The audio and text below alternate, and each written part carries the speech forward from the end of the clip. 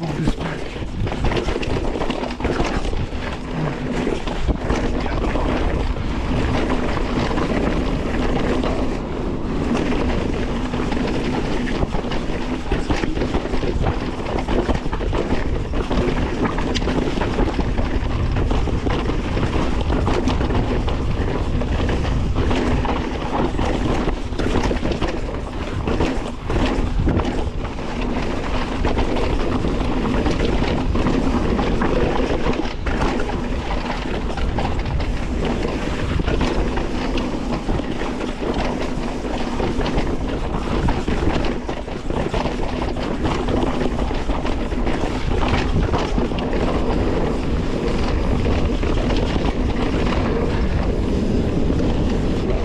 Much harder to pick these bikes up. Jesus.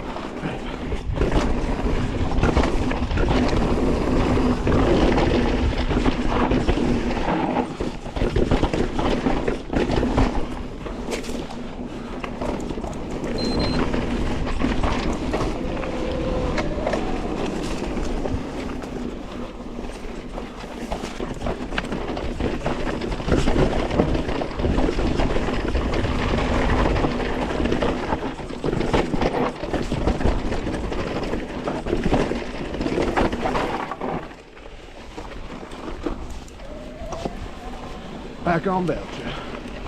Oh man. Oh man.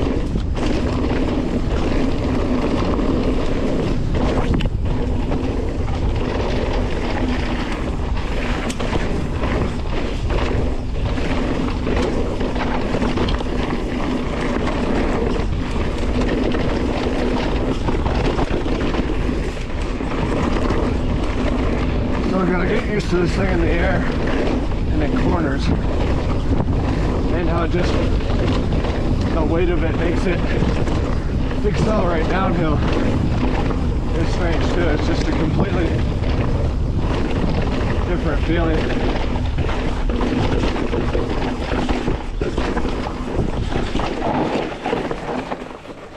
I probably could have hit that, but I haven't dropped on this thing yet. Like it just feels like it's accelerating at all times, which it is.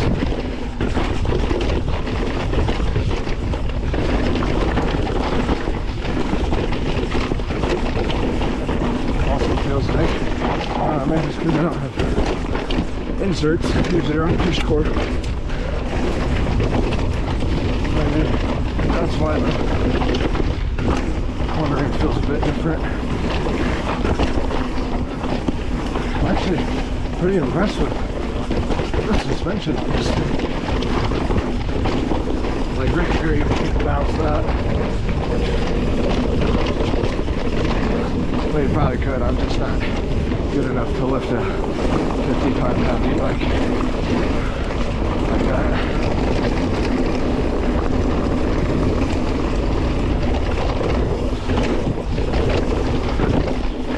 Also,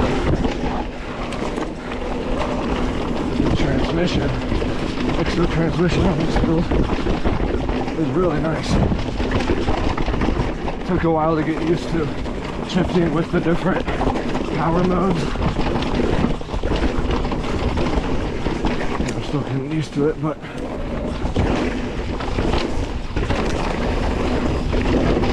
shifting at anything. On any torque situation, it's pretty nice, especially on e-bikes. I don't know how relevant it would be on a normal bike,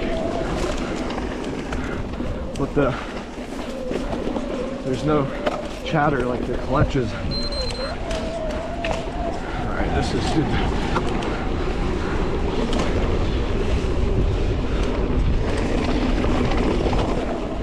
But the clutches, like, quiet, keeps the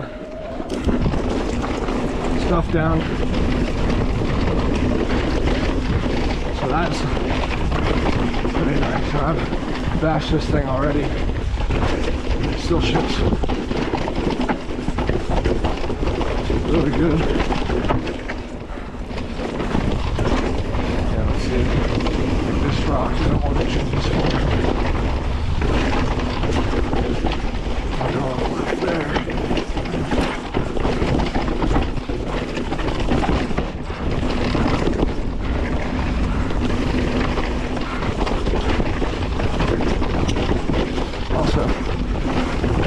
RCs doing a pretty good job. I mean, 220 rotors front and back, I'd hope he'd stop. I'd still probably go for a Shimano or Magura. I don't know, I just don't like tram modulation as much. I think the Saints on here would be ideal for me.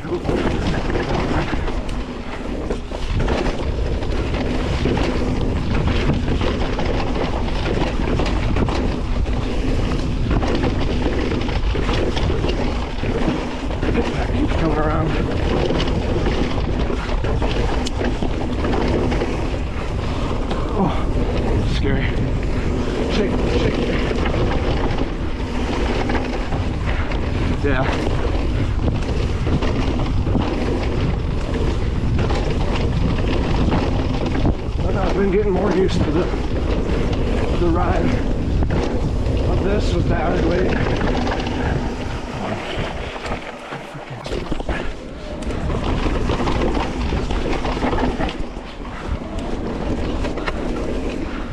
I don't know, it is definitely different riding on steeper stuff or like steeper rocky stuff, or roots or any chunk, because you're used to like being able to have a little more control with the weight of yourself and the bike, but because of that extra, I mean, it's not even that much, but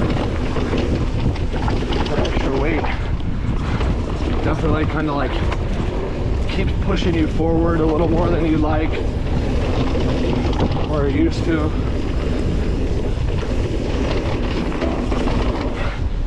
Oh my god, yeah, the drops are hard.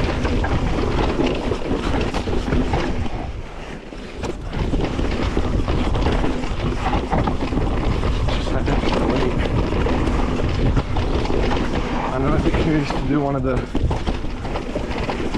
specialized, like that part's a little weird because it pushes you forward a little bit. I don't think the geometry on this Yeti is super smart. Let's see, transmission, yeah, like that's pretty dope. Now you can just power on that, keep going. I mean, this thing's still got 2 bars left. I don't know if it's the Yeti exclusively or more the Shimano part of it, but the fact that it only shows like battery in increments of 20%. I don't know, I don't really understand that, because I know some of the other ones show it like as to the percentage, which is just kind of nice to know. You're like, right now I'm in the, I have 2 bars, so I could be at 40 or I could be at 21%, which, you know, is a pretty big difference. That's like another lap even. So I'm calling it a day. I'm going back to the car. But yeah, I mean, 630 kilowatt or whatever battery. Sorry, I'm out of breath. And I've done 3-ish laps, not all Longhorn. And I've basically hit every trail except Mustang here at White Ranch. And it's still, okay, we just hit 20%. So I mean, definitely over, that'll be close to 25 miles. And I've probably been in the trail mode average occasionally, like I'm in boost right now, but occasionally bumping up to boost on some climbs or eco. I found that when the climbing gets tough and steep and tech, I like to put into eco so I don't get as much boost. Maybe I'm just not used to it as much yet, but it helps kind of modulate your speed so you don't just like ram into a rock part before you want to when you were like trying to kind of pull up on the front end a little bit. But like this stuff, I don't know, trail, I'm like just more the moderate, somewhat rocky, but not rocky, like super rocky, but just this stuff, I find that trail and boost mode are like identical. So I've been saying in trail, just to save battery, when I notice the boost, it's like when the trail's more flat or you can really get into that high band is when it boosts.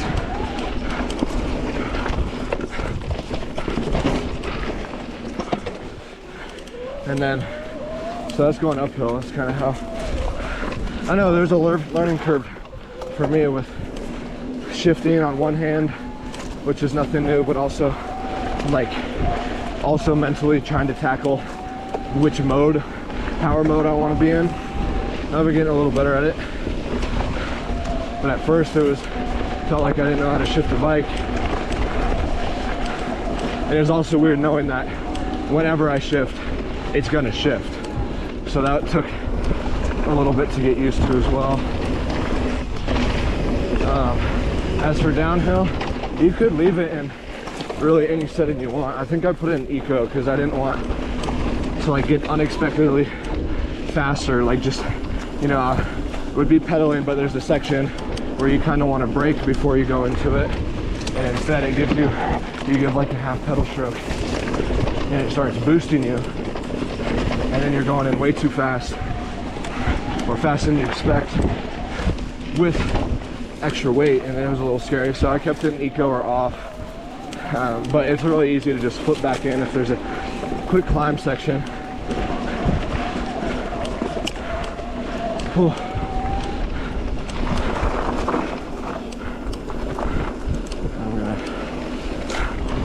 But like, you know, it's pedal assist, so right here there's no boost. But if I throw a pedal strike, we'll see. If there's this section up here, like right here, this was really tech. I do a half pedal stroke and it gave me a little more speed. And I wasn't expecting it.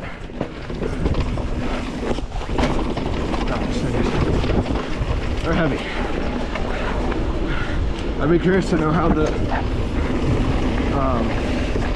Evo like SLs or any of the lighter builds of other brands are, you know, because I think there's some that like weigh in at like 40, like low 40s. Obviously they don't have much power, but then your handling and braking wouldn't be impacted as much.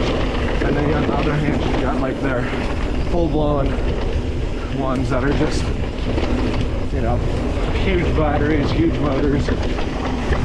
So I'm sure those feel a lot different going down. But then again, it's kind of like, what do you want? I do think this Yeti is a very, very good all-around build. Like 100% just solid. I mean, it is expensive. I'm just demoing. I think this thing would retail you close to like 15K at the time of recording this video. cheap. I mean, carbon wheels, Fox factory suspension, XO transmission, e-bike, Yeti. So, you know, add in another $2,000 just for the name. But you definitely get what you pay for.